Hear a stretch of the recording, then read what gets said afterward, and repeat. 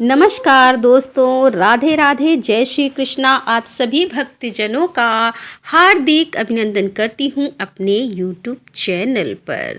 दोस्तों, आज हम सुनेंगे माघ मास महात्म्य का 15वां एवं 16वां अध्याय। तो एक बार प्रेम से बोलिए विष्णु भगवान की जय। राजा कार्तवीर बोले कि हे भगवान, आपने जो कहा है कि एक माघ स्नान से विकुंडल पाप रहित हुआ और दूसरे माघ स्नान से स्वर्ग पहुंचा। स्वर्ग कैसे गया, कृपया मुझसे कहिए। दत्तात्रेय जी बोले कि हे राजन, जल को नारायण कहा जाता है क्योंकि वह स्वभाव से निर्मल, पवित्र, सफ़ेद, मलनाशक, द्रावक और दाहनाशक होता है। वह समस्त प्राणियों को उतारने वाला, पुष्ट करने वाला और जीवन देने वाला है। जिस प्रकार ग्रहों में सूर्य, नक्षत्रों में चंद्रमा श्रेष्ठ है, उसी प्रकार मासों में माघ मास श्रेष्ठ माना जाता है। माघ मास में सूर्य मकर में प्रवेश करता है। उस समय मोक्षपद जल में स्नान करने पर पापी तक स्वर्ग को पा जाते हैं। ऐसा योग दुर्लभ होता है। यदि पूरे माघ मास स्नान करना संभव ना हो तो केवल 3 दिन स्नान करना श्रेयस्कर है। जो प्राणी असमर्थ हो वह दरिद्रता को नष्ट करने के लिए शक्ति के अनुसार दान अवश्य करे। प्राणी की आयु में वृद्धि होती है। मकर राशि में सूर्य के आने से चंद्रमा की कलाओं की भांति पुण्य बढ़ता है। प्राणी को चाहिए कि वह मनोवांछित फल की कामना के लिए माघ स्नान को अवश्य करे। जो विधि पूर्वक स्नान करते हैं उनके नियम तुम्हें बताता हूँ। व्रती खाद्य पदार्थ को त्याग देते हैं। वे पृथ्वी पर शयन, यज्ञ और तीनों समय विष्णु भगवान का पूजन करते हैं। अखंड दीपक जलाते हैं, अन्न दान करते हैं। वेद ज्ञानी ब्राह्मण को स्वर्ण वस्त्र आदि दान करते हैं। माघ मास के अंत होने पर एकादशी उद्यापन करते हैं। उनको चाहिए कि वे भगवान विष्णु की पूजा विधि विधान से करें। हे गोविंद, हे अविनाशी देव माधव, मुझको माघ स्नान का फल प्रदान करें।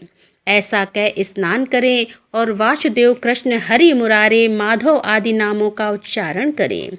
स्नान के लिए तीर्थ जल प्राप्त ना हो तो घड़े में रखे जल से स्नान करें। अन्य वस्तुओं के साथ अन्नदान करें। ऐसा करने से प्राणी नरक में नहीं जाता। जो जल को गर्म करके स्नान करते हैं उन्हें 6 वर्ष स्नान का, कुएं पर स्नान करने से 12 वर्ष के स्नान का, तालाब स्नान से उसका दूना और नदी स्नान से उसका चौगुना और महानदी स्नान करने पर 100 गुना, संगम स्नान करने पर 400 गुना फल प्राप्त होता है। जो माघ स्नान प्रतिदिन करता है वह 1000 मुद्रा व 1000 गौ के दान का पुण्य प्राप्त करता है। दत्तात्रेय जी बोले कि हे राजन, प्रजापति ने बड़े बड़े पाप नष्ट करने के लिए प्रयाग की रचना की है। तीर्थराज प्रयाग का महात्म्य बड़ा ही पवित्र है। श्वेत और नील जल के संगम पर स्नान करने से प्राणी के महान पाप भी मात्र जल स्पर्श से नष्ट हो जाते हैं। गंगा जी का श्वेत जल, यमुना जी का नील जल और सरस्वती के श्वेत जल से बना यह संगम महान पुण्य देने वाला है। भगवान विष्णु को प्रयागराज परम प्रिय है। जो प्राणी यहाँ माघ स्नान करते हैं वे अनेक सुखों को भोग कर भगवान विष्णु के लोक को जाते हैं। जो इस संगम जल को स्पर्श मात्र करता है उसके पुण्यों की गणना चित्रगुप्त भी नहीं कर सकते। 100 वर्ष तक निराहार व्रत का फल केवल 3 दिन माघ स्नान में संगम में स्नान के बराबर होता है। माघ में नित्य स्नान का फल सूर्य ग्रहण के समय कुरुक्षेत्र में सहस्त्र तोला स्वर्ण दान करने के समान है।